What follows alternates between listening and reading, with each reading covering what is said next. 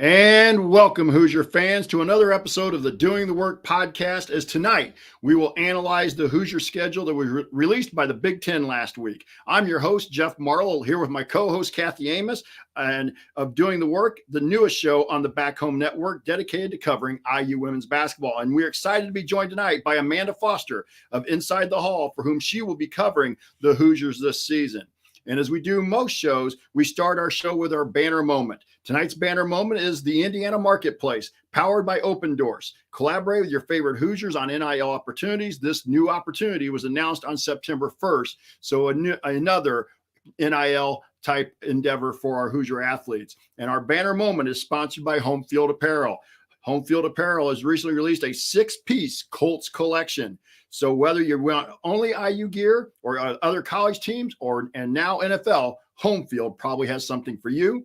Go to homefieldapparel.com and use our promo code HOME, H-O-M-E, to get 15% off your entire first order. That's our promo code HOME, H-O-M-E, for 15% off. Once again, the website is homefieldapparel.com. Wear one for the team. So we're going to send it over to Kathy for the Amos angle. Kathy, what's on your mind tonight? Yeah, I mean, there's really not much else to add, right, Jeff? I mean, you and I were kind of texting about how slow it is right now, which is probably good news, right? I mean, we've gotten our team established, and of course, the biggest news, which is why we're here tonight, is the schedule. So I won't talk about that at all.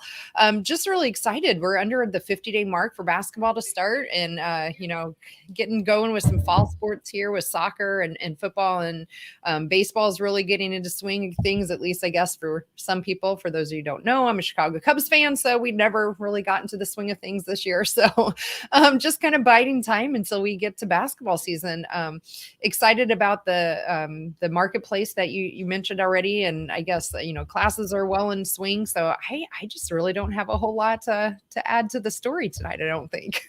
No, it has been pretty slow, and obviously we saw there maybe after our last show, and we did about a month or 3 weeks or so ago, we finally knew that everybody was on campus for the team. All the freshmen had finally arrived and everything. So, but like I said, we're excited to have Amanda Foster joining us here tonight. Hopefully Amanda will be able to join us throughout the rest of the season at different times as a guest. And we're going to give Amanda a chance to introduce herself. Amanda, welcome to the show.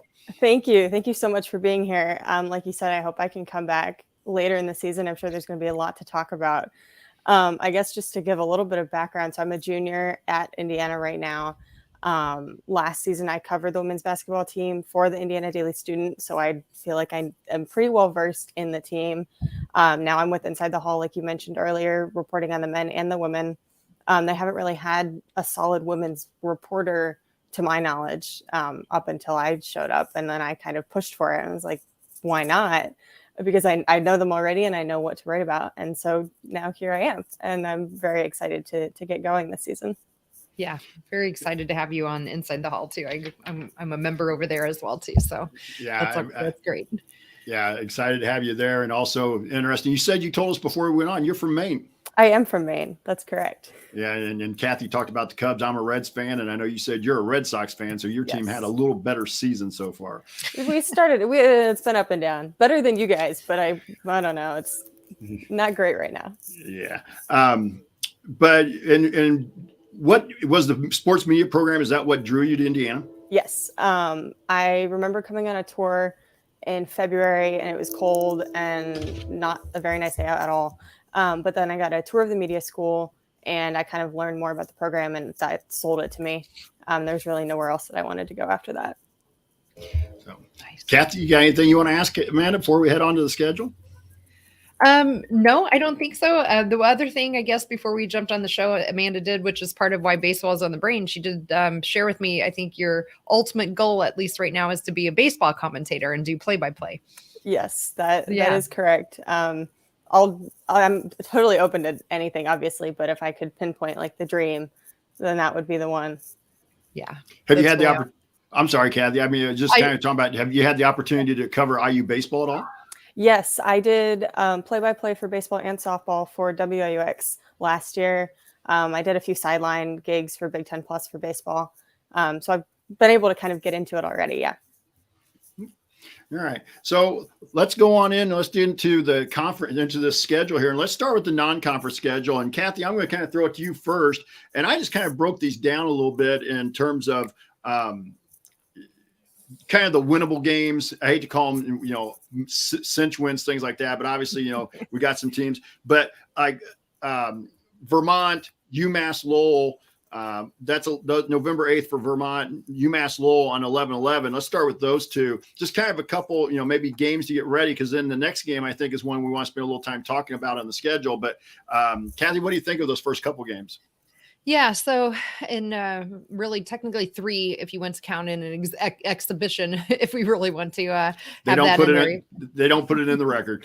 No, it doesn't go in the record, but they do have an exhibition against Kentucky Wesleyan on November 4th as a warm-up game as well, if you will. So that's a nice tune-up, and then they jump into it with Vermont and UMass Lowell. Lowell, is that right? Yes. Yeah. Okay.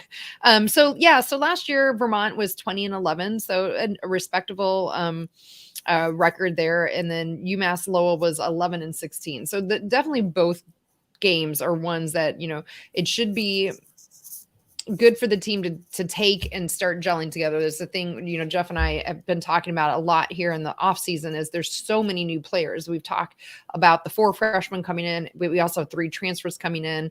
We lost a lot of our starters last year, 3 of our 5 starters. So how are you going to replace that, and how do they gel together? And that's what I'm hoping to see from these games, is that we can see different types of rotations. We can get people in off of the bench. We can see how the team's starting to really gel together. So that's what I'm looking at for those 2 games. And Amanda, since you had a little bit more of a knowledge of the team last year, you know, again, what we're bringing in and what we lost, but how do you kind of see those first 2 games?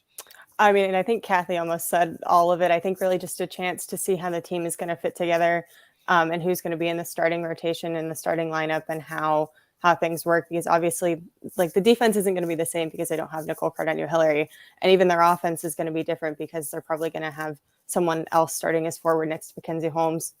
So I think it's just, with not a lot of heavy competition to start out, that's how you can find out who's going to be your most consistent starters and people off the bench. And then, just kind of move on then. Let's get to the next game, which is really the only true road game that they have in the non-conference season. They'll be at Tennessee. They go to Knoxville to take on the Lady Vols. And that may well be, depending upon how the rankings shake out in the preseason, that could very well be a top 10 matchup on the road in a tough environment. So Amanda, I'll throw it first to you. What do you think about that? First of all, Terry Moore in scheduling that game. And then how do you think perhaps it would be maybe something to watch for in that game? Well, I think it was a really smart move by Terry Moore to schedule that, to have a more competitive game and have an opponent that a lot of people have their eyes on. Tennessee was 25-9 last year. They finished, and they're number 4 in ESPN's way too early top 25 as of June 14th, which is a while ago, but still counts for something. And Indiana was number 12 on that list. And they made the Sweet 16. They started 18-1 last season. So they obviously have a lot of experience and are good at what they do. And they're returning 10 players, and 4 of those are starters. And so they have a pretty solid team that I think is going to be very competitive for Indiana, and one of their most competitive games of the non-conference schedule for sure, and possibly the whole season, depending on how things shake out. So I think that in itself, and going into Tennessee, is a big thing to watch for, just how Indiana can kind of conquer that situation in that arena, because Tennessee is really, they know their basketball, and I'm sure their fans will show up for a game like that. I guess something to watch is they're returning Jordan Horston, who averaged 16.2 points per game, was their leading point scorer. And so just to be able to shut her down on offense is probably going to be a big key for them. And with the way their defense shapes out, and after losing the players that they did last year, could be something that we don't really know what's going to happen with yet. Kathy, I'll throw kind of the same question to you.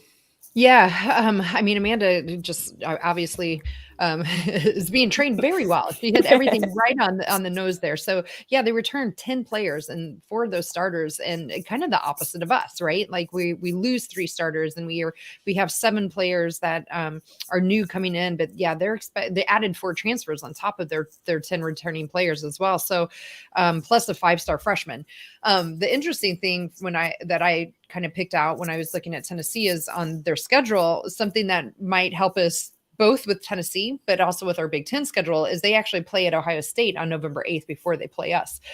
So I thought that was really interesting. I'm assuming, I'm hopeful that that game will be on, TV where we can all watch it without having to pay some exorbitant subscription fees to some weirdo streaming service like we did last year at the Bahamas. But that's what I'm kind of hoping. Maybe we can get a sneak preview of what Tennessee and Ohio State look like. And that's just, 6 days before we go down to Tennessee to play them. So it's very early on in our season too. So I think it's going to be a really strong and really difficult test for the women right out of the gate.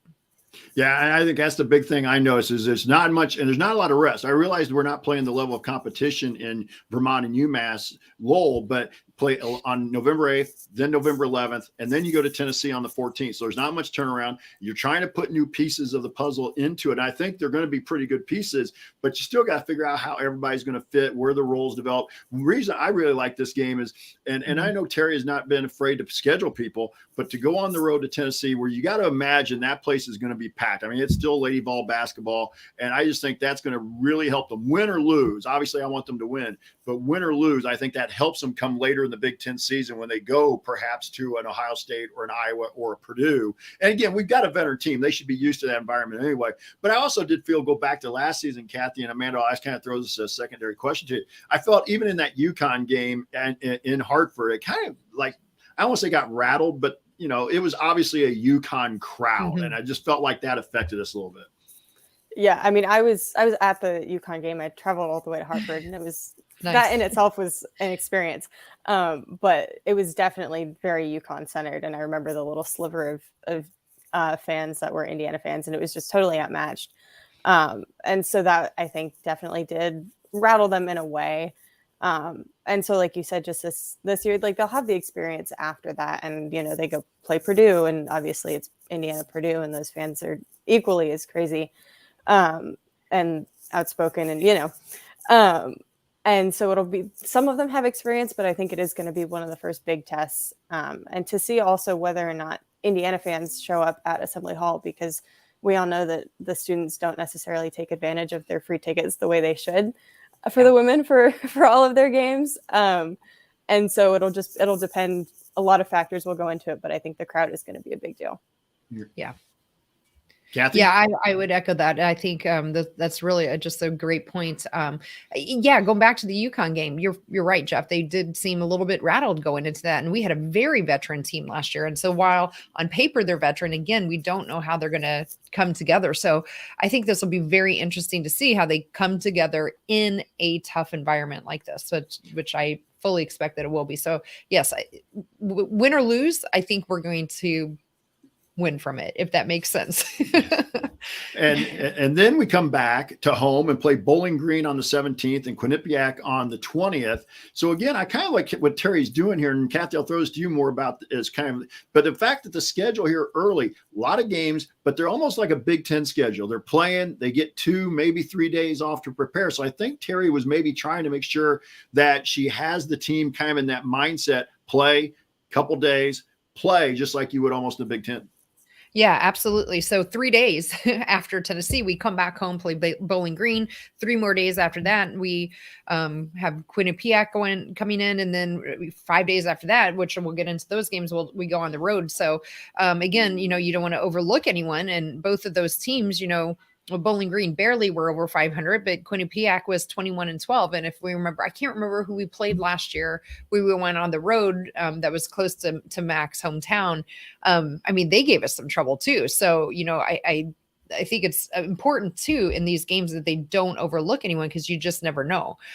So again, hopefully whatever we learn from Tennessee, we're going to take and come back at home with these 2 games in particular and really fine tune it. Again, the hope, I believe, is for these 2 teams to games rather to really let us gel together, start seeing the bench, start seeing different rotations and getting bench experience, which again, we talked about last year. We just weren't very deep, which really caused us problems making any kind of run down the stretch. So that's really my hope. And Amanda, before I throw it to you on that with those 2 teams, for our listeners who don't know, Bowling Green, maybe just a little bit 500 last year, but historically been a pretty darn good Mid-American Conference team. And Quinnipiac is a team that we struggled with either last year or 2 years ago. And so they're a decent mid-major team. So these are kind of almost trap games in my mind about, and you don't just want to overlook, they're not to be overlooked like, just easy wins. I remember the Quinnipiac game last year was close in the beginning because Indiana started off really slowly. And so they came out on top. But Quinnipiac was a competitive, they were a good competitor. And so, like you said, I think trap games in a way of just like not something to overlook, but the scheduling, like you mentioned earlier, I think is a really good thing that not a lot of people are picking up on, of how quickly they have to turn around and figure out what they're doing for the next opponent. And so I think that is going to be one of the best things that we see out of the non-conference schedule, against teams that can be competitive and against Indiana, a team that needs to figure out, Kathy, like you said, who can come off the bench and not just roll with their 5 starters, because that's not going to work. Right. Yeah. So then, as Kathy mentioned, and Amanda, I'll kind of throw it to you first here on this one. Then they go to Las Vegas for a tournament, showcase, whatever the term they're using for, but they're going to play Auburn on the 25th, a traditional SEC power as well. And Memphis, who, looking at their record, they were above 500 last year. So not, again, those will be 2 games. I'll test them a little bit. Yeah, I think the fact that it's in Las Vegas is interesting in itself, because that's like a neutral area. So it's hard to know what to expect from like fans showing up and just what the energy is sort of going to be. I think both teams, they will be more competitive. I don't think they're going to be really that close to like the Tennessee or UNC games that we'll see. But again, just kind of a midway point between opponents like Bowling Green and Quinnipiac and Tennessee, for a good kind of middle ground of seeing how the team can do against a competitive team, but not at like the height of the competition. Yeah. Yep. Kathy, you got anything you want to add?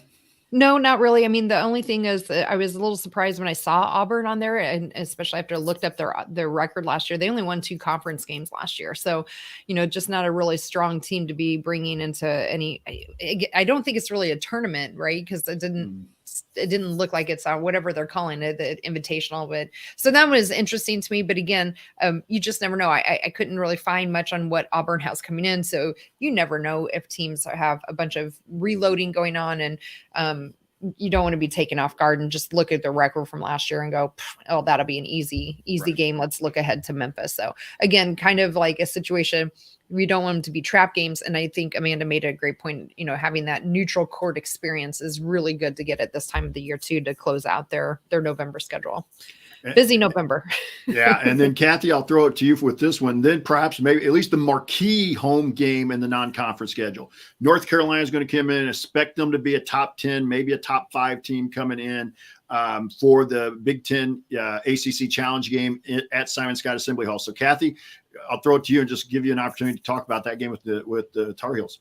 Yeah, I think this was probably for sure the game that we heard about the soonest and had the most hype around it, in part because it's North Carolina women coming into Assembly Hall, but it's right on the heels of the men's playing North Carolina in there. So I'm really hoping that a lot of fans will come out for this game as well. They'll pack it for the men's. I hope we can see that same love shown to the women this year, because right now preseason are way too early, whatever we're calling the top 25. You got us at number 11, you got North Carolina at number 10, and they're no slouch. They had a freshman class that started for them last year.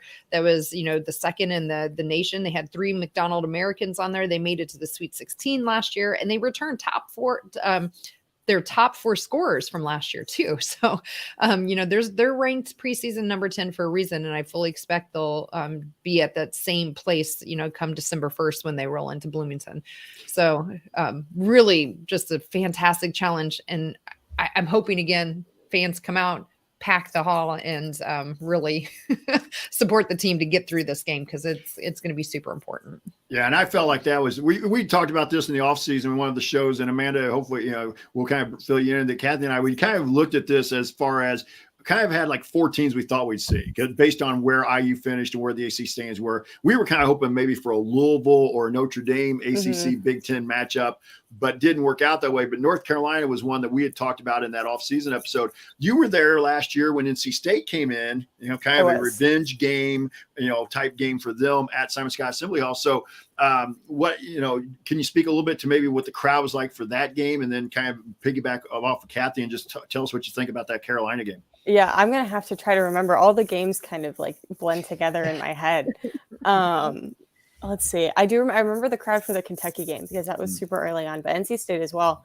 When enough people come to Assembly Hall, it gets so loud and there's so much energy, and you can tell that the team is able to feed off of that. And so Kathy, like you said, I think if a good crowd shows up, it's a whole nother level. And as for UNC, I think, again, Kathy, you hit on almost all of the points. When they made it to the Sweet 16, they lost to South Carolina, who obviously we all know about South Carolina. And it wasn't like a big trouncing by South Carolina. So I think that says something as well about UNC returning their 4 starters. Tiani Key, who's actually Tamari Key's younger sister. Tamari is on Tennessee, which is funny, the little connection there. She's going to be making her debut because she was out with an ACL last year, but she was one of the top ranked freshmen by ESPN going into last year. So I think that's something to keep an eye on. But I think a lot of really solid competition, and to be able to have that here in Bloomington is going to be a big deal. Yeah, I agree with that part. Hopefully, like Kathy said as well, the crowd will come out. We do have 2 Big Ten games that follow this, but I'm going to save those for when we just break down the conference schedule. So let's kind of finish out the non-conference schedule. And Kathy, I'll throw it over to you.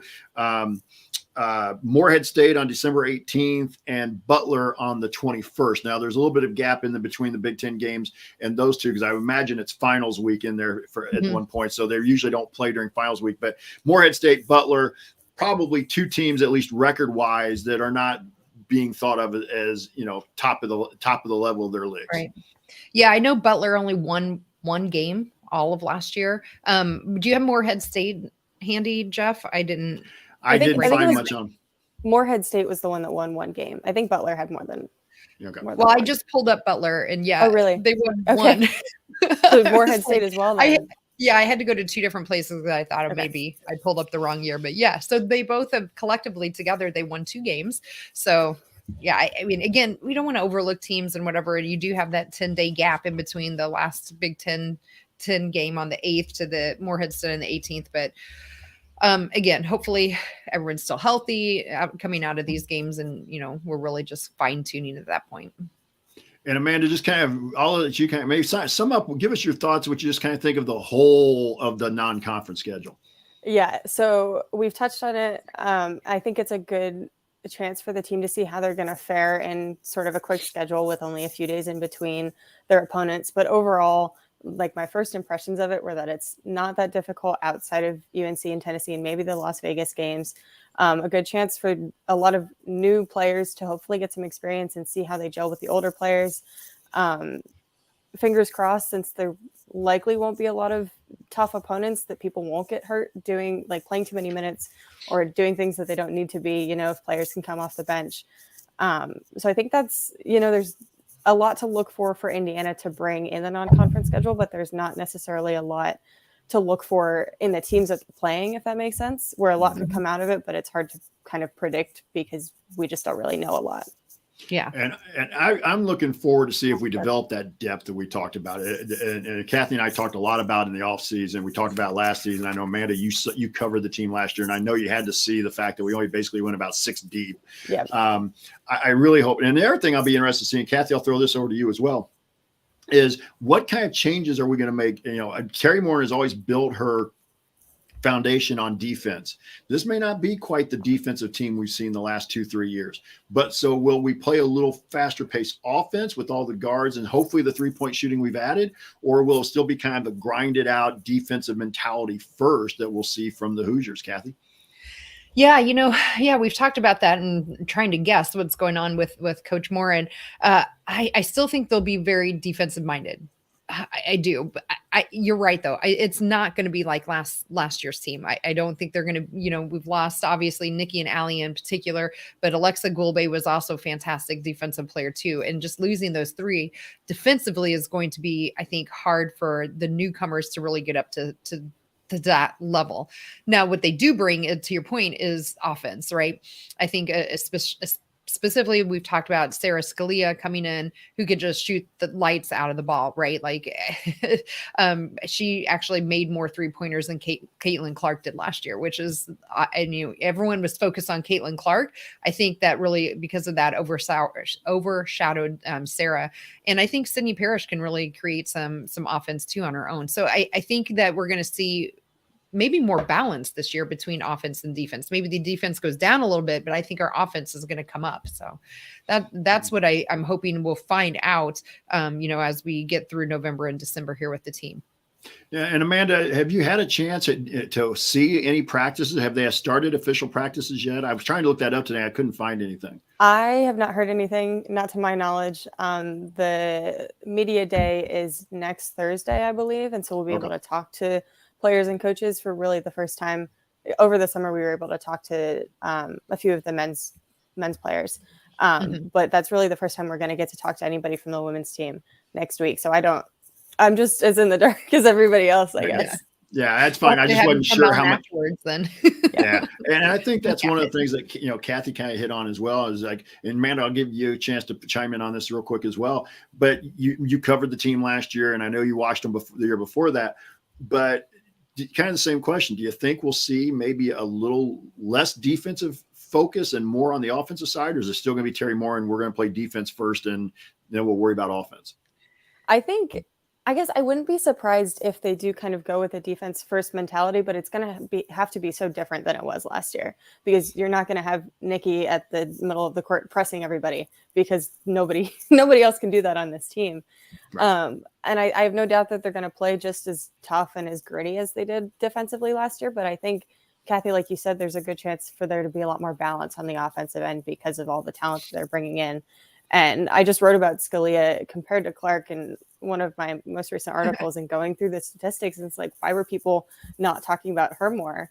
And I remember when Minnesota came last year, she was going. Yeah. I think she made over 20 points for Minnesota and was their top performer.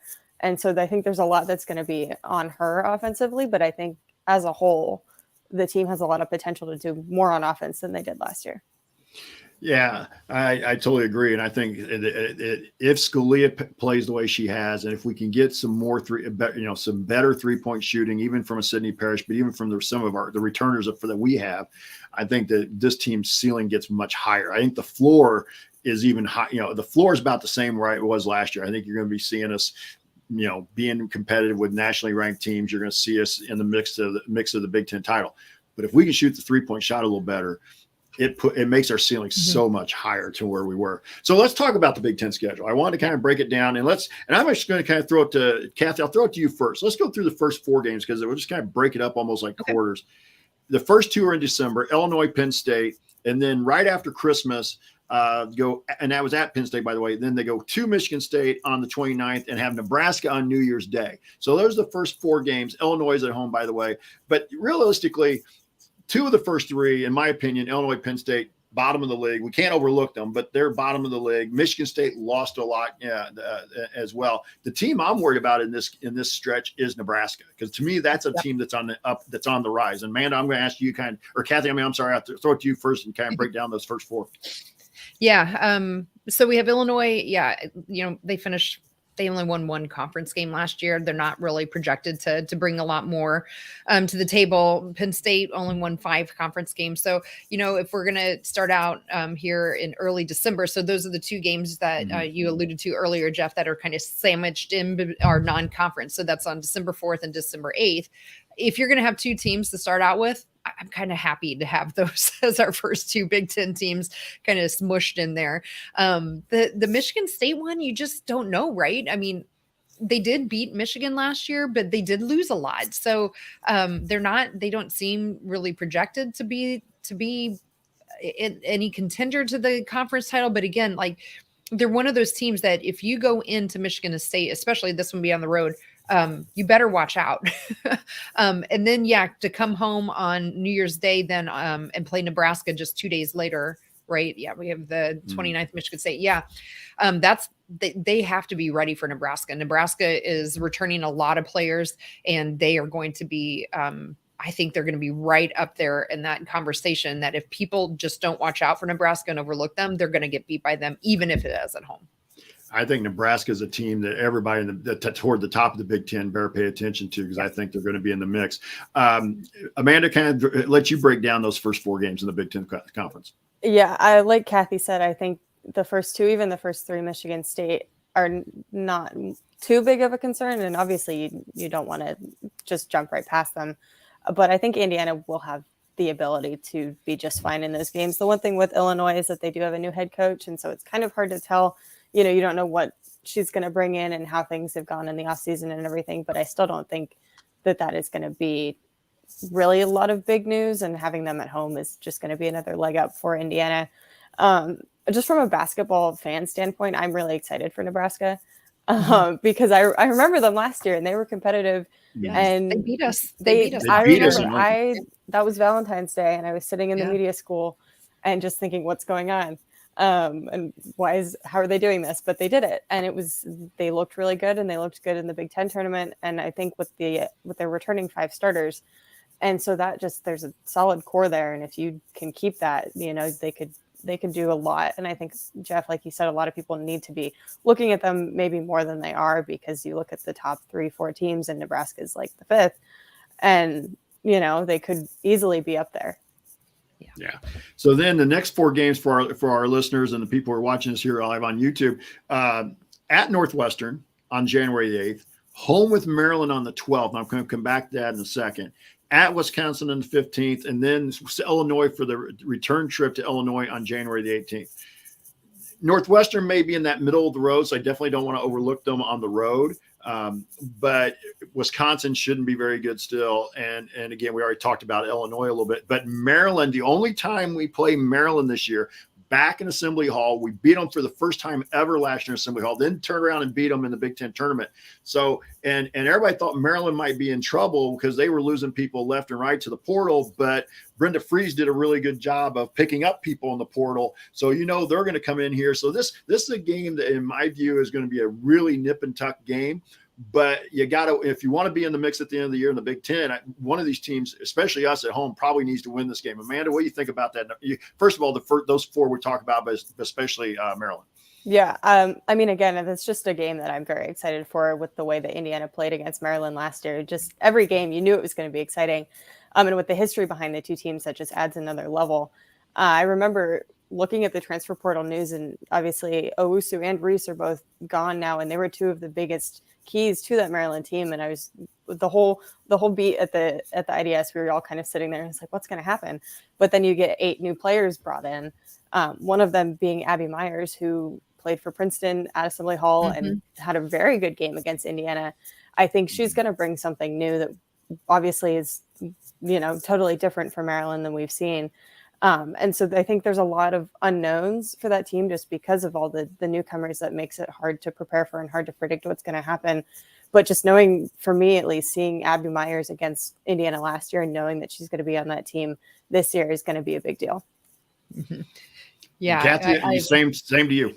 Same. Yeah. Abby Myers, she caused us a little bit of problems in that Princeton game, right? So almost cost us the game. Right. Yeah. So it'll be interesting to see what Brenda Fries does with this team, though, because to your point, there's 8, and we've talked about that with us, right? The big question mark is, they lost their starters, 7 new ones coming in. It's the same story here, I think, for Maryland. And the difference that I think between the 2 teams for story-wise, I wonder, because of the 2 that left, they left because of the transfer portal, where our ladies left because they had to, essentially. Outside of Alexa Gulbe, technically she could have came back, but it was logical why she left.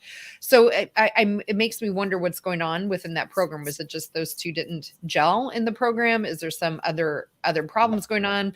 Will she be able to fix whatever it was? So to me, probably just making up stories or whatever, and it's probably just fine. But that's a lot going on for that team. And I think this one is definitely one I as well have circled. I feel a little lucky that we don't play them on the road. I agree. This year. So I'm glad that if we're only going to get them once, that we get them at home. So that is definitely one to highlight and keep an eye on. And Kathy, I'm going to keep it with you here. The next 4 games then: at Michigan on the 23rd, Ohio State at home, which again, another tough game with the Buckeyes, who, they get the one girl. I can't think of her name. I forgot to look up their roster today, but they get the one girl back who was out with an injury from last year, they won the league anyway, and at least they were the number 1 seed going in, I believe, in the Big Ten tournament. So then Ohio State on the 26th, Rutgers at home on the 29th, and then 2 Minnesota. So again, kind of in my view, 3 games there that I think are wins. But Ohio State, man, if you want to be in that, at the mix at the end, I really think you got to win this game at home, Kathy. Yeah, the interesting one, actually, I'm concerned about is at Michigan. They finished 3rd last year, and I definitely would not. They lost a lot. They did, but I wouldn't rule them out either. I expect that they might still be up there. And so again, being on the road always makes me nervous going into that environment, and especially going onto a road where a team you just don't know what is going to be going on. By then we will, but as of right now, I don't. But yeah, that Ohio State team, you're right. I mean, they're returning a ton of people. This is the good news is at least it's going to be at home, and we figured out how to beat them last year. So if we figured it out then, I'm hoping with our new players, by the time we get to January 26th, they'll really be gelling together, and Coach Moore will have them ready to go. And Amanda, same thing to you, those 4, but especially the Buckeyes at home on the 26th. Right. First to talk about Michigan just for a second. They did lose a lot, but I think they are returning 4 out of 5 of their top scorers. And so I think it's going to look very different since they don't have Naz Hillman, and she was kind of like the face of that team.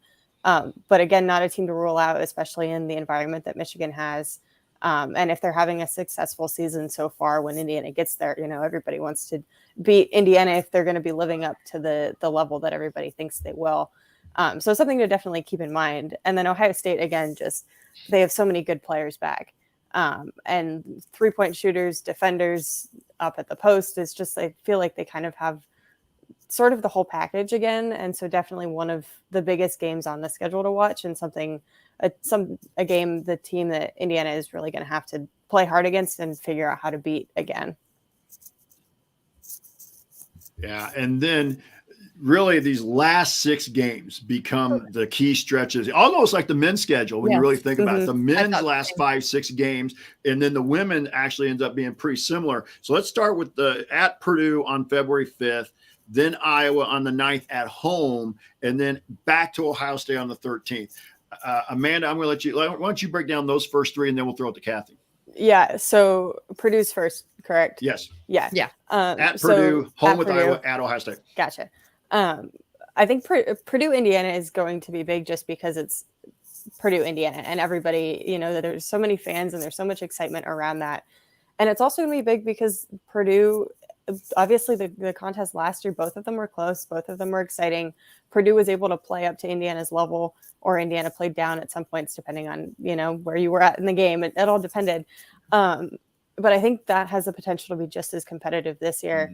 And I remember talking to their head coach last year, and it was her first year. Of course, this is her second one now, and that people have really bought into what she is trying to put into that program. And now that she's been there for a little bit, I think that she's going to have more players who have bought into it and bought into it even more.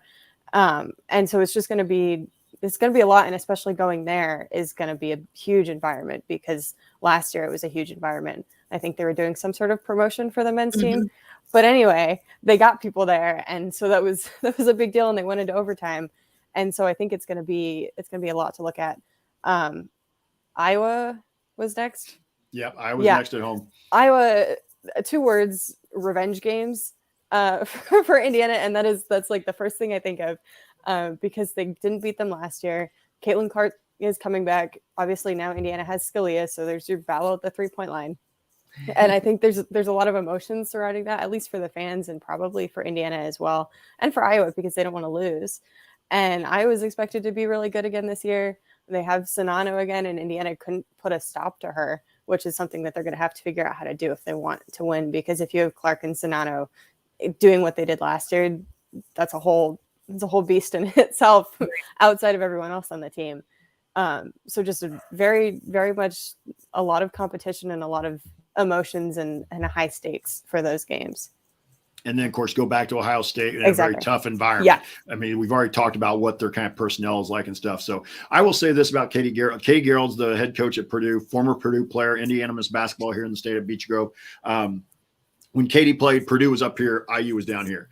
That's changed. Yeah. IU's up here, Purdue's down here. And she wants to flip that. And I'm not saying it's going to be that easily done, but I think Purdue has that mentality that they don't feel like, at least Katie doesn't feel like that program is supposed to be a 7th or 8th place, 9th place team in the Big Ten. They want to make the move up. I'm not saying they're going to compete for the championship, but for them to get into that upper tier, I'm sure she's circling this game like, hey, this is a game we got to win. Kathy, I'll kind of let you talk about those three, but especially kind of that rivalry game with Purdue as well and Iowa. Yeah, I mean, on a personal note, I'm really looking forward to that Purdue game, even though it's on the road. I think right now, tentatively, at least, my husband and I are planning to come back to Bloomington for that men's game on Saturday against Purdue, and then road trip up to West Lafayette on that Sunday. So at least, maybe there'll be a couple specks of red in the crowd. But yeah, I mean, that environment last year that Purdue put up, whether it was a promotion for their men's game or not, I mean, their students showed up and they were loud and boisterous. And I expect the same thing will happen on February 5th. And I think that Purdue is one of those that, again, I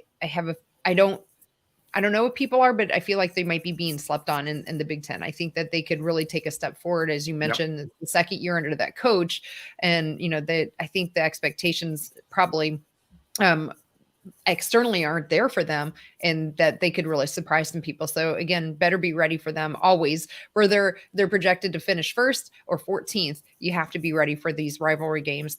Iowa, in addition to their 2 returning players, I think they got a really big transfer too. My brain's not coming up with her name, but they got a transfer coming in too that's supposed to really add a lot to their team as well. So Iowa was obviously, they didn't necessarily win the Big Ten outright. They, Ohio State did, or they tied, and technically Ohio State won. But boy, Iowa just had their way with us last year. So I'm hoping our new assistant coach, who came from Creighton, who did figure out the secret sauce in the NCAA tournament to beat Iowa, that she can bring that same sauce to us. And then, boy, going on the road to Ohio State, yeah, I think that's going to be just a tough stretch, those 3 games, really the whole month of February. There's no letdown once you hit February 5th, really, with that Purdue game. There's no letdown. Boy, if that schedule's not going to get you ready for the NCAA tournament, I'm not sure what will. Right. I will say this. We should say Caitlin Clark, with Paige Beckers announcing earlier this summer that she's going to sit out the season. Caitlin Clark's going to be the odds-on favorite, at least to be preseason player of the year. Right. Yeah. We'll obviously, she's a very talented young lady. I should say just basketball player as well. But she and then we talk about, and Purdue though did lose a couple players. They one of their post players, I believe, graduated, and so it'll be interesting to see how they fit some some of the pieces to the puzzle as well. But by then we'll know way more about them, just like we do pretty much everybody. But I also think it's interesting. Here we are, almost at the end of, we're in February before we play Purdue or Iowa once. We're going to play them twice, basically within a couple of weeks, as well. And so, Kathy, I'll kind of throw this back to you. Then we'll finish up Michigan at home, Purdue back at home, and then at Iowa on the 26th. So what do you think of those 3? Well, that's just also very brutal, right? And again, trying to put some specks of red in. If I can get tickets, hopefully my husband and I can get over to Iowa City on that Sunday, the 26th, and support the ladies there. But my goodness, Iowa last year, they sold out multiple home games for their women, and their crowd is just incredible there to support that program and team. So I think that's just going to be a ridiculous environment for the team to finish up on. So that's a tough stretch. To at least you have Purdue coming in at home. You do have a week off, so I guess there's that. Good point. But my goodness, that's if you're not ready for the tournament by then I'm not sure what else you could have done with your schedule. And Amanda, before I throw it to you to talk about those again, we've already talked about Iowa and Purdue anyway, but if I remember right, looking at the Big Ten schedule, that Iowa-IU game is literally the last game of the Big Ten regular season. If you're the Big Ten office in Chicago, you've got to be hoping that that's a game that has some type of conference title implication, if not the outright, those two come in tied for the outright win. So I'm but sure just, it wasn't by accident. Oh yeah, exactly. That's what you actually just took my question. Is, Amanda, do you really think it was any accident that that's the last game of the Big Ten regular season? Oh no, I was not surprised. Not in the slightest to see them playing Iowa both home and away and have that be the last game. No shock whatsoever because of all the history that happened even just last year. It reminds me of the Indiana-Maryland game to close out the season last year, just because of how much was riding on that for Indiana. I think it's probably going to be pretty similar for both teams. And like you mentioned, maybe title implications or whatever. But it's going to be very important. Yeah, and I will say this, talking about Iowa as well. In those two games last year, yes, we lost. Yes, we gave up a lot of points, but we never gave up in either of those two games. Those were two games where we got behind and made huge runs to get back into games and make them competitive. And then, and if I remember right, even at the Big Ten tournament, it was, it just was not our year for the Hawkeyes. It just couldn't get over that hump. And they were a good team. Take nothing away from them. So I'm going to throw this to you, Kathy, first, or actually I'll make the prediction, and then I want you guys to predict conference record. I'm going to go 15-3. I think they win every one at home, and they lose at Purdue, at Ohio State, at Iowa. I'm going to go with the positive vibe here, 15-3. Oh my gosh! If I had Kathy, I'll throw it to you, prepared. Kathy. Sure. I had That's 15-3 as well. Yeah. But I have them actually really almost 15-4. I had the same three, or I had the same three losses. I'm being more optimistic again, maybe because I'm planning on going there. I feel like we can go in and beat Purdue. I actually think that the Michigan game is one that we're not going to pull out, the one on the road at Michigan. So 15-3, 14-4, I kind of hovered between there. I think I will probably go with 14-4 as well. Losing to Iowa, Purdue on the road, and Nebraska on the road. Yes. No, it's at home. At home. Ohio State. They're both. They're red. It's been a long day. Yes, and I think I just add in that one other loss, and I don't know who it would come to at home, but I think something's going to happen. Something's not going to go Indiana's way at some point in the season, of whether or not someone gets hurt or they just have a weird game. And so I don't think they're going to go undefeated at home, as cool for them as that would be. I don't know if they're quite there yet. Okay. Yeah. That's the smart way to go. Real quick, 15-3, I think wins them the Big Ten title. Kathy, you? I do too. If they can keep it to only 3 losses and maybe even 4 losses, I think they're definitely setting themselves up for that Iowa game on the 26th for definitely what the Big Ten is probably wanting it to be, which is potentially for the Big Ten title. And hey, maybe it is. And just as a side note, the last time that the men won the Big Ten title in Iowa City, I was there for that one too. So maybe we can, recreate it on the women's side. So Yogi's big shot. Amanda, do you think that 14-4 gets them a title, or at least maybe a share? I think so. Both Ohio State and Iowa had 14-4 records in conference play last year, and obviously they did just fine.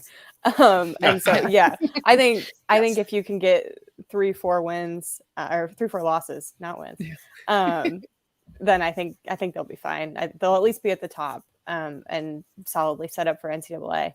But you never know. No, you don't. Why they play the games. That's why we're doing. That's why somebody's going to go back and watch this at the end of the season and be like, "What is Marlo doing? Picking 15-3." Well, same for me. Yeah. Yeah. So anyway, a couple questions from our listeners and for the workaholics in the chat. If you guys have any questions you want us to ask, before we get to questions, Jeff, non-conference. Do you have them losing any of the non-conference games? And if so, how many? The only one that I have them possibly losing 2. I'm not sold that they'll lose both of them, but I could see them losing at Tennessee and losing at home to Carolina. Other than that, I think they run the table. Yeah, I think they're going to split those. I'm being optimistic that, our men's North Carolina crowd feeds into the women's North Carolina crowd and really carries us through on that one. So I predict the Tennessee probably being a loss on the road, especially that early on, but I have them splitting those 2 games. Yeah, that's probably the one I would go with as well. I just know that Carolina may have just a little more raw talent than us. But I think at home, if we can get that crowd in there with that environment, like Amanda talked about, like you and I, Kathy, have been at games before, at least on the men's side, when like man said, when that place is rocking and rolling, it's a whole different environment.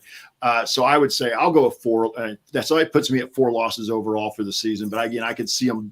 That North Carolina game to me is going to be a toss-up game. Even though it's at home, I think if you were betting on it, you'd say it's a toss-up. Amanda, what about the non-conference for you? Yeah, I'd say Tennessee probably going to be a loss since it's so early on, since it's at Tennessee.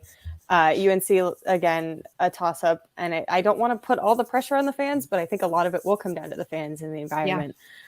Because when you look at the two teams, that's a toss-up in itself. And so the structure around them and the energy that they get from an outside source is going to be a big deal. Yeah. So Amanda and I are calling out the fans right now already, right? Yes. I did that last year a few times too. Yes. So our first question comes from Phil, and Kathy, I'll throw this to you first, and then we'll ask Amanda. And who are the contenders for the women's big championship, and who likely will finish strong to make a run in the conference and NCAA tournament? I'll answer first, and I'll throw it to Kathy and Amanda.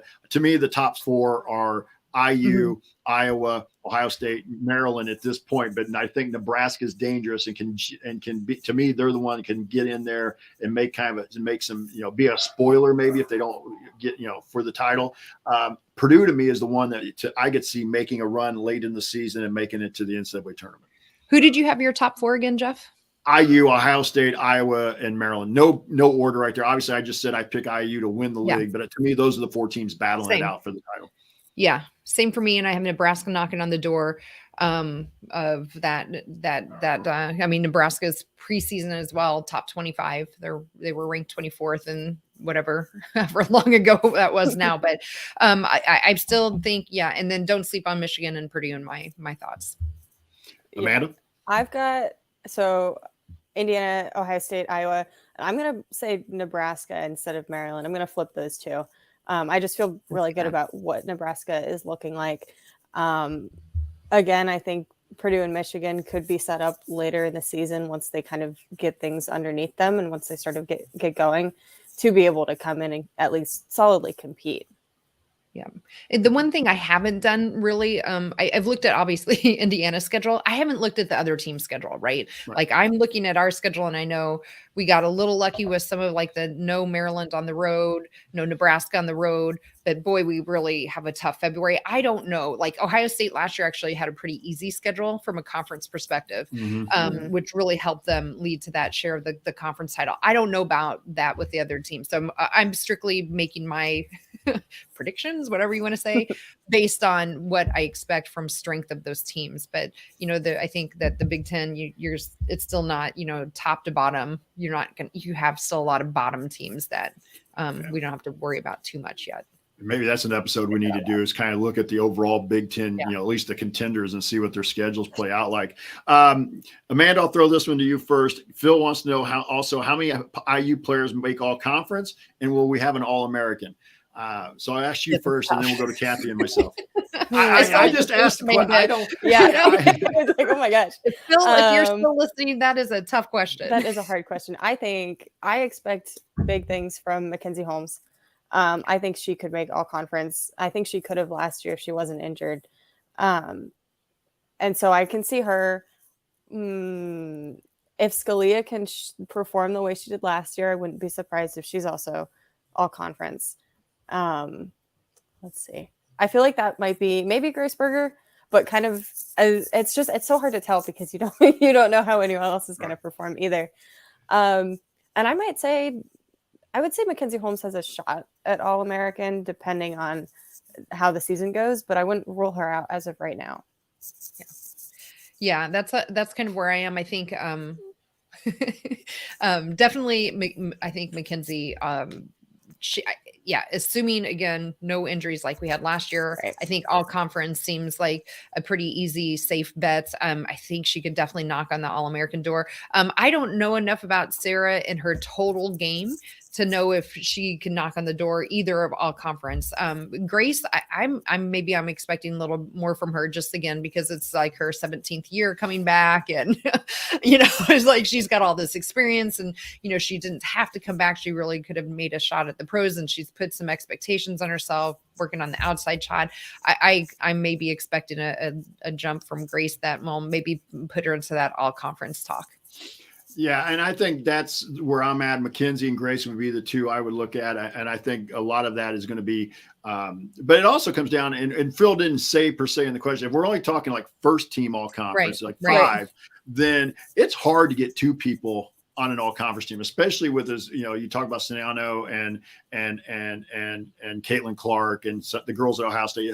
It's hard to get more than one. So I think it matters, but the more success you have sometimes, but if you're now talking a second and a third team, then to me, then you start pulling in more kids. So definitely Mackenzie, Grace, and then maybe a Scalia. I'm still one that believes Sydney Parrish has some upside as well after coming back from Oregon. As far as the All-American team, I think it just, a part of that, I agree with you about Mackenzie, because I'm not sure there are a ton of really good post players around the country. But I think that Grace, if she can improve that shooting, especially the outside shooting, will put herself in a position to be part of it. Because if this team has success and she does those things, I think she's really going to be the one everybody talks about, even though Mackenzie may be putting up bigger numbers and things like that. But Grace will have made that improvement in her game, and it'll make us so much better because we know what Grace Berger can do already. If she can develop a 3-point shot that's effective, sky's the limit. Even again, talk about ceiling here. We're raising that ceiling again. So Phil, thanks for. So can I add on to Phil's question? He didn't ask this, but what about all freshman team? Do we think that Garzon has a chance? Because yes. I went back. I do too. And because I went back right for the Illinois football game, and there was a ton of chatter at different tailgates from various people, whether they know what the heck they're talking about or not, who knows? But there seems to be a lot of really positive chatter about her. So I don't know, Amanda, have you heard much about Garzon, and do we think maybe she can knock on the door of that all freshman team? I think she definitely, I think she could. I have heard some chatter. Granted, most of it is within like sports media. And so these people are like informed and just talk about it all the time. So I don't know outside of that how much people are talking about her. I think the big thing is whether or not she gets enough playing time to be able to knock on the door. But I think if she can get out there enough, definitely she could be up there. And speaking of that, Amanda, I'll throw this one to you. This is from Quang, starting five. Oh gosh. Oh boy. I'm trying to go through the whole roster. So Mackenzie Holmes, Grace Berger, obviously. Those two are set. That's fine. I'm good with that. I think Scalia. I could see maybe Alyssa Jerry starting next to Holmes because she just has that experience. What is that? We're at 4? 4. Mm-hmm. Why can I not think of someone else that could start? Yeah. To me, it comes down. I'll kind of help you. I'll help you out here a little bit. To me, it comes down maybe to one of 3 because I kind of agree with 3 of the 4 there, and I think Gary's in the mix as well. Mm-hmm. But Sydney Parrish, Garzon, and maybe Chloe Moore McNeil. So who would be probably your 5th out of those 3? I would probably, for the beginning of the season at least, start out with Chloe Moore McNeil because she's had the experience. I would say it would not be Garzon because she's a freshman, and unless Terry Morin has changed up her strategiges, freshmen are not going to be consistent starters. At least not early. At least not early, exactly. Right. So I'm a little hesitant, but I would go, I think, with Chloe Moore McNeil. Yeah. Kathy? Yeah, I mean, originally I think I had pretty much the same, except that I had Sydney Parrish in there instead of Chloe Moore McNeil. I'm kind of wavering on that too, as well. So I think I'll still stick with my starting 5 from whatever, how many times we've said it now. So, which is Gary, Sydney Parrish, Grace Berger, Mackenzie, and Sarah Scalia. But I would not be one bit surprised to see Chloe McNeil trotting out there on the middle of the floor before tip-off. And I think that I would go with that same 5 there, but I think what I'll be interested in is, do you see Garzon maybe be the 6th or like the 6th man off the bench right away, or 7th, and do you see her get some run with that first unit a little bit more than you might than Terry may have done with some previous freshman as well. I hope so. Yeah, that fingers crossed. Fingers crossed. And then finally, Quang asked this one as well. And Amanda, I'll give it to you since you're our guest here tonight. Caitlin Clark's got it coming to her, Quang says. Cardano Hillary or not, who guards her? Oh, wow. I think I don't think a single person is going to guard her. I think they're going to switch it up because they even did that in the Big Ten tournament. It was not, they had Allie Papberg on her. They had Cardano Hillary on her. She just moved around all the time. I don't think you can specify one person because I think she could figure out that one person and get around them. So I think it's going to be a lot of work to guard her. And so I think it's going to be a full team effort. That's a runaround answer, but no, it's not. I actually love that answer. That's where I was going to go to is defense by committee. Yeah, exactly. Really.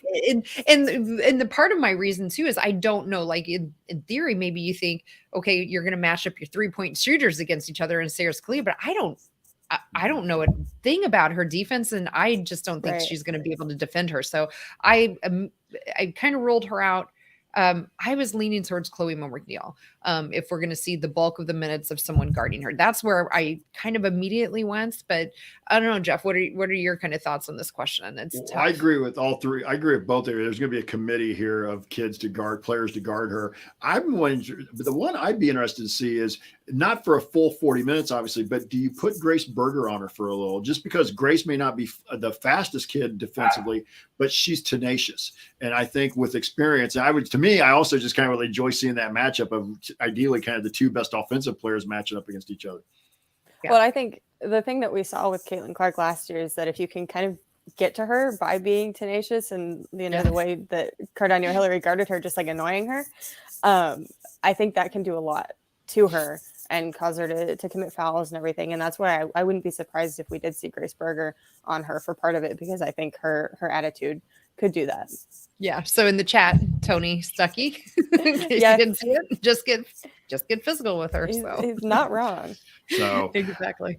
So we want to thank Amanda for being here tonight. We'll come back and give her a chance for final thoughts, but some programming info. Kathy and I, again, it's been such a slow period right now. We may wait and see what happens next week. I think Amanda said next week is the media availability, but we'll let you guys know when our next podcast is coming down the pike, and we're just kind of playing it by ear right now. But you can follow us, Kathy and I, and the Doing the Work on Twitter at DTW IUWBB. That's Doing the Work IU Women's Basketball, but on Twitter it's at DTW IUWBB for news and info, or check out the Assembly Call community page as well. AC Radio is scheduled for their regular show tomorrow night at 9 Eastern, 8 Central. And so it's time for last call. And Kathy, I'll throw it to you first. Me first. All right. Well, if we weren't excited before, who's super excited now after actually breaking down the schedule and really talking through it? Like I'm so excited for this year. Last year we knew what we were getting with our team. We had a lot of returning veterans. This year we're guessing. And that also, to me, actually adds to the excitement, because it's not like we're guessing on what the freshman only will look like. That's part of it. But we're also guessing what are the transfers going to do and add to this team, because boy, I think that transfer market really made such an impact to a bunch of teams, and you just don't know how they're going to look anymore. And I think that's just really exciting. I think it's great to see our women really in the mix for real true discussions again of potential contender for a Big Ten conference title and knocking on that door again. So those are kind of my final thoughts. I'm just so excited for these ladies. I think they're going to really have something to show. A lot of expectations, and it doesn't mean a thing until the ball's tossed in the air, but I think they're going to really live up to it. So for me, that's the word of the day, is excitement. I'm just excited. And Amanda, as our guest, you'll get the kind of the final word here tonight. Yeah, I mean, like Kathy said, there's so much excitement. They do have really high expectations after the last two seasons and the success that they've had regular season and in the postseason. So a lot of eyes on them, which I think is really good for the program. And they've shown that they can perform under that sort of pressure. And in terms of all the unknowns, I like the unknowns too, because it makes everybody more excited, because we don't even know who the starting five are going to be. Right. And last year you consistently knew who the starting five are going to be. And so I think it's not the most challenging schedule that we've ever seen, but I think there's a lot more room for good things to happen because of the opportunities that more players are going to get, hopefully off the bench and in certain arenas. And, we can see what people can do more early in the season. And then obviously going into Big Ten play is always exciting, and who knows what can happen in it. And so I can't wait for things to get started and to be able to see all of that happen in person. Yeah. I'm going to echo both of you. I'm just, the excitement for the season, to see this team, to see the pieces come together. As a former coach, that was always my favorite part of putting a team together, was to see how a new team coming back, you had the people coming back, plus like new kids coming up from the JV at the high school level, putting those pieces together. To me, that was always the exciting part. And I really, like I said, I think the preseason, the non-conference schedule plays out pretty well. It's not a overly tough schedule, but you are playing some nationally caliber teams in Carolina and in Tennessee, and you're going on the road for at least one of them. But I think we all agree that stretch in February is is really going to determine whether we consider this season successful or just kind of about expectations. So, but that's my opinion, and we'll see what I say come February, March, when we're hopefully talking about an NCAA tournament run. So, but I want to thank Amanda for joining us tonight. Kathy and I are always glad to have guests join us, and for all the workaholics out there, if you want to see us do the show live and be part of the live chat, make sure that you subscribe to our YouTube channel, youtube.com/assembly call. Again, that's youtube.com/assembly call. Also, make sure you sign up for our free IU Hoops email newsletter.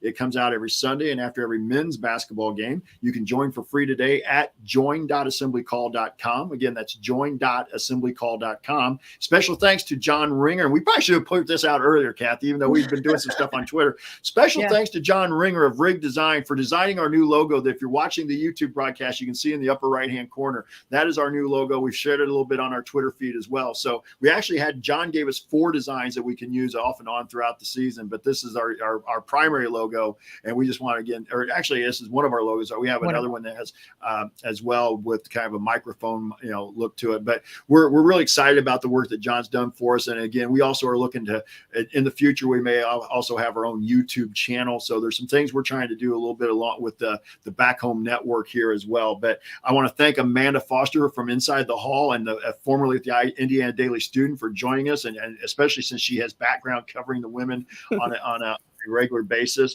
And thank you guys who are the workaholics for listening and watching. We'll be back to talk IU hoops again with you soon. Until then, keep your elbow in and your eyes on the rim, and go Hoosiers. Thanks, everybody. Appreciate you all being there tonight. So